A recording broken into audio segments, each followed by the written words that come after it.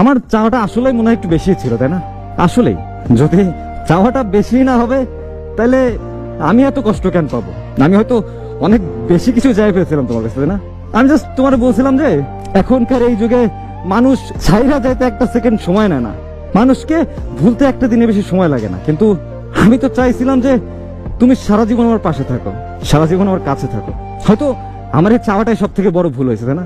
ফ্যামিলির প্রবলেম, টাকার সমস্যা, বন্ধু বান্ধবের থেকে কষ্ট, সবই ছিল লাইফে। আমি জাস্ট একটা পার্সনের মুখের দিকে তাকাইছিলাম যে এই মানুষটা হয়তো আমার জীবনে কষ্ট দেবে না। বাট আসলে আমি ভুল। আমি তোমারে সব থেকে বেশি ভালোবাসা সব থেকে বড় ভুলটাই করছি, বিশ্বাস করো। আমি আমার নিজের জীবনের থেকে তোমার বেশি ভালোবাসি, আর এটা তো আরো বড় ভুল। কারণ আমি হয়তো বুঝাই উঠতে পারি যারাই তুমি সব থেকে বেশি ভালোবাসবা সেই মানুষটা একটা সময় চলে যাবে, সেই মানুষটাই একটা সময় কষ্ট দিবে। এই জিনিসটা বুঝে উঠতে পারিনি, আর তাই তো জীবনের সব থেকে বড় কষ্টটা তোমার কাছ থেকে আমি পাইছি, যারে আমি জীবনের থেকে বেশি ভালোবাসছি। এইসব জিনিস আসলে আফসোস লাগে অনেক, যে তোমার কাছ থেকে আমি এটা পাবো, এটা কখনো আমি আশা করিনি। আমি কখনো অন্তত ভাবি নাই যে তুমি আমার মাঝপথে রেখে চলে যাবা।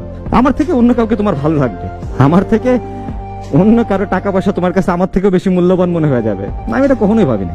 আমি, বিশ্বাস করো, আমি সবসময় একটা জিনিস ভাবতাম যে তুমি অন্তত 8-10টা মেয়ের মতো না, তুমি হয়তো একটু অন্যরকম, একটু হলেও তুমি অন্যরকম। কিন্তু আসলে আমি ভুল ছিলাম, আমার এই বিশ্বাসটা আসলেই ভুল। আর তোমাকে এই বিশ্বাস করাটা আমার সব থেকে বড় ভুল। যেখানে থাকো, যেভাবে থাকো, ভালো থাকো, এটাই চাও, আর কোনো কিছু নাই। জীবনের একটা পর্যায়ে যায়, মানে আমাদের বয়সের ছেলে মেয়েদের অনেক কিছুই হারাইতে হয়, এটা স্বাভাবিক, অস্বাভাবিক কিছু না। একটা কথা কি মানে